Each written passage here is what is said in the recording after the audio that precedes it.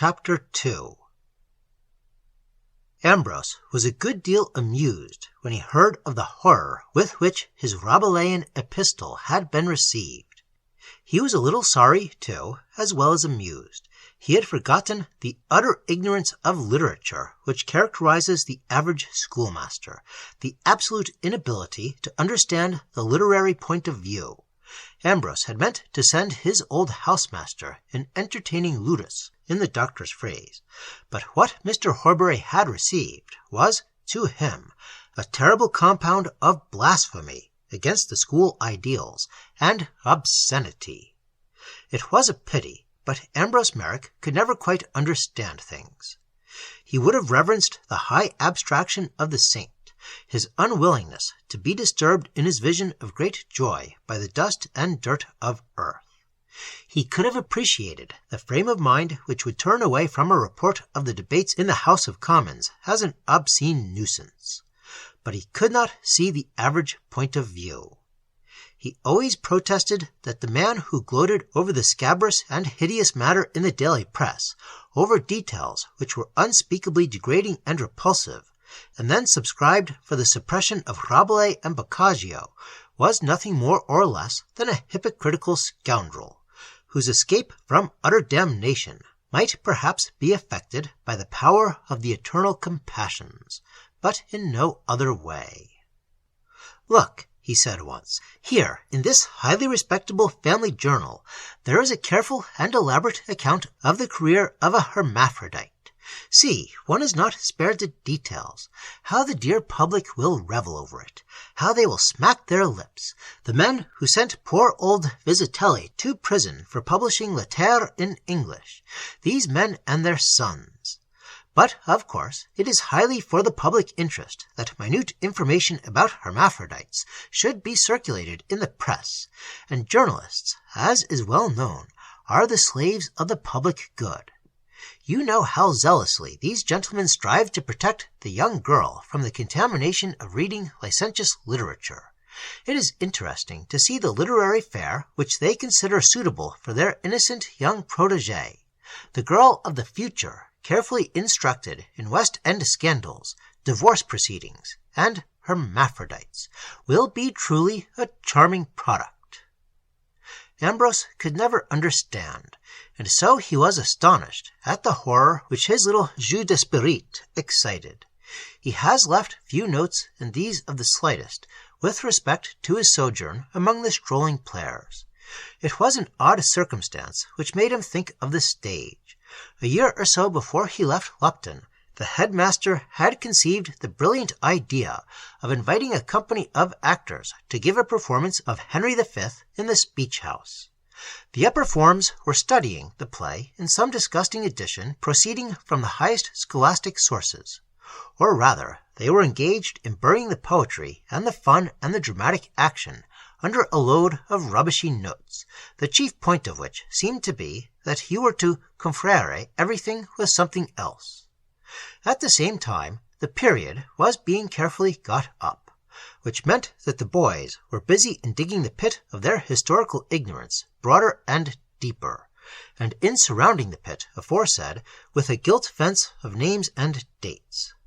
A few, perhaps, had glanced into the little books and were inclined to think they must have been jolly times, that Harry of England was a sportsman, that it must have been fine to have broken a lance on Crispin Crispinian's day, that Nym and Pistol and Bardolph were almost as good fun as Jack Harkaway.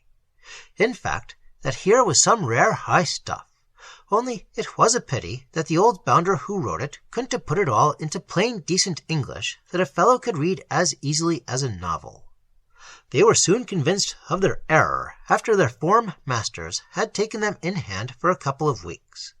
The text was a series of elaborate traps and mines which the notes sprang upon them, traps and mines of dates and facts and names, historical, philological, grammatical traps, all of infinite tedium, all or nearly all leading up to confrere. This word was to be compared with the Gothic form, this with the Frisian, this with the Middle English.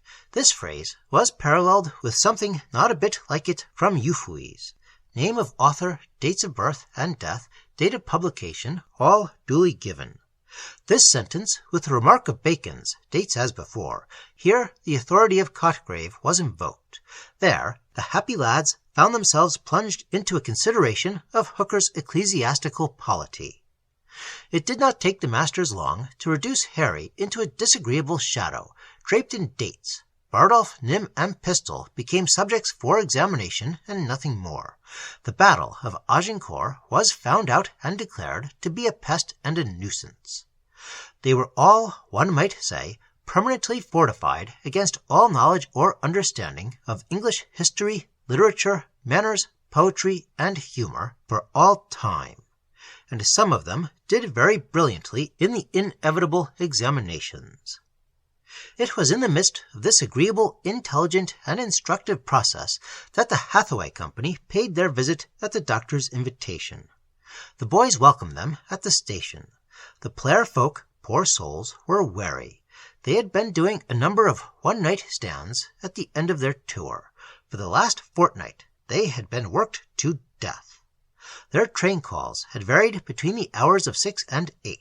They had partaken of badly prepared and insufficient breakfasts by gaslight, and then had turned out into rainy, wind-swept streets to tramp down to the station, where they would find the stage carpenter, the baggage man, and the assistant stage manager, who had been getting the scenery on the trucks all night, and had enjoyed some 2 or 3 hours' sleep on the station benches. Then the railway journey, the arrival at some little town, or rather, very often, at some station a mile or so away from the town. They shouldered their baggage and tramped in the muddy road. It was 12 o'clock, perhaps. The matinee was at 2, and it was necessary to find rooms and get something to eat before going to the hall to dress and make up. It is not agreeable, pacing the streets of a strange town where actors are regarded as professional thieves in disguise, knocking at doors in vain, received here with grins of contempt, there with open violence, walking still and walking, finding that the inns and taverns are all mysteriously full, still walking, and wondering whether one will have to leave the question of rooms till the matinee is over. Then the hall, the dressing-rooms are usually the places for the display of inventive ingenuity, for there are sometimes no tables, and very often no chairs. The cautious stroller always carries his own glass in his basket or bag, or sack, as he prefers calling it. He does not mind standing on a damp stone floor in his bare feet, and drawing on his tights by cautious tugs, preserving his balance the while with long-acquired art. He may have to make up in a dark hole, first cousin to a cellar. He draws out his bit of candle, fixes it somewhere, and with hand-glass in one hand and grease-paint in the other, goes gravely to work. And if he be a good stroller, his make-up is well and carefully done, as if he were in a smart room in a West End theatre, with a dresser at his elbow and 2 movable electric standards on each side of his mirror. Then the show, on the best makeshift of a stage that the staff has been able to arrange. Sometimes it has had to be extended by boards laid on barrels. Sometimes entrances have to be made up a step-ladder, and exits are leaps into an apparent void. The footlights are a long series of holes pierced in a gas pipe, and a god from the machine has known what it is to have his deity illumined by the rays of a bicycle lamp. The show over, a villainously cooked chop or steak is enjoyed, and just as the stroller feels that he would like a doze of an hour or 2, it is time to go to the hall and repeat the performance of the afternoon. He gets to sleep somewhere between 12 and 1, and rests till 6 the next morning, and then begins a tomorrow that is the replica of yesterday. The Hathaway Company had enjoyed a fortnight of this routine before their arrival at Lupton. The low comedian, generally a merry fellow, had said gloomily in the morning that, personally, he would prefer a tour conducted by Red Indians, and the heavy man was bilious. His face was yellowish, and his eyes rolled in a threatening fashion. It was not safe to talk to him. They were all tired to death, and felt as if they had not slept for years when they got out at Lupton, after a train journey of some 4 hours. The boys were waiting for them. It was a whole holiday in honor of the event, and the head had relaxed the laws as to bounds. So some 200 of the impetuous lads were ready on the platform, and a shriek of delight and derision arose as the wretched strollers clambered warily out of their carriages. It was better fun than a travelling menagerie. The players fought their way out into the street amidst a torrent of jeers. The men were congratulated on their taste in dress, and indeed some of the poor fellows were shabby enough. One cannot afford to go to Conduit Street on 35 shillings a week for 42 weeks in the year. And one wit raised the shout, "First on the right, third on the left, shortest way to the county jail." But most of the fun was at the expense of the girls, who were certainly not looking their smartest and prettiest. One boy asked in a clear, cold voice, in accents that suggested a haughty patrician lineage, "Do you mean to tell me that anyone pays to see these women?" And there were shrieks of appreciation over Biederstein's ready wit. The boys followed the actors in groups right through the town. The wretched folk could not shake them off, and young Manners had the pluck to pull the back hair of one of the girls. He wanted to see if it was a wig, as he politely explained to the indignant lady. Another lad, more gallant, went up to two of the girls who were walking apart, and proposed an amorous rendezvous in the cricket pavilion. Altogether, Lupton that day was a monde en loose amuse. Ambrose heard of it all from the chief jesters. He agreed that it was good sport. The manager of the company complained to the head, who expressed his regret that anything unpleasant had occurred, and Mr. Horbury spoke to Ambrose about the incident. "Of course," he said, "we must disapprove of that kind of thing officially, and if they could have given us any of the fellows' names, they would have had to do lines.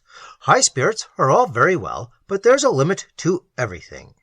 At the same time, you know, I'm not altogether sorry. Boys are such young fools in many ways. There is such a lot of false glamour about the stage. There always is a glamour about the more elaborate forms of loafing. That, as I say, I'm not sorry some of our fellows have had a lesson as to how actors and acting are really regarded by decent Englishmen. I don't think that many Luptonians who are about today will want to go on the stage, Ambrose?" Mr. Horbury chuckled. He really thought that a useful lesson had been administered. Ambrose had remembered the incident, and when the time came, he made his way at once to the town in which the Hathaways were acting. He was quite clear that there must be a great deal of good in anything which aroused the contempt and derision of all Lupton.